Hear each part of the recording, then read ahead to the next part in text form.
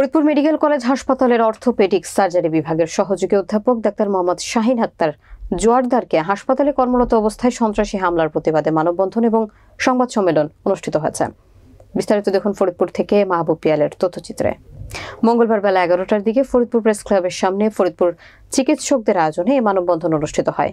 এ সময় বক্তব্য রাখেন ডাক্তার আসম ও জাহাঙ্গীর চৌধুরী টিটু, মেডিকেল কলেজ হাসপাতালের পরিচালক ডাক্তার মোহাম্মদ হুমায়ুন কবির সহ অনেকে। মানববন্ধনে বক্তারা বলেন, ডাক্তার শাহিন জোয়ারদার শুধুমাত্র ফরিদপুরের নন, বাংলাদেশের সম্পদ। সন্ত্রাসীরা তার উপর হামলা করেছে এবং তাকে শারীরিকভাবে আহত করেছে। তার উপর হামলাকারীদের প্রধান, যিনি তাকে এখনো গ্রেফতার করা হয়নি, দ্রুত তাকে আটক করার জন্য প্রশাসনের নিকটে দাবি জানান তারা। তা না হলে আগামী দিনে কঠোর কর্মসূচি দেওয়া হবে। পরে ফরিদপুর প্রেস ক্লাব সম্মেলন কক্ষে সাংবাদিক সম্মেলন করা হয়। সাংবাদিক সম্মেলনে লিখিত বক্তব্য পাঠ করেন শিক্ষক সমিতির সাধারণ সম্পাদক ডাক্তার সানিয়াত জামান। এ সময় ফরিদপুর মেডিকেল কলেজ হাসপাতালের principal professor doctor Dilruba Zeba, vice principal doctor Swapan Biswas সহ অন্যান্য চিকিৎসকবৃন্দরা উপস্থিত ছিলেন।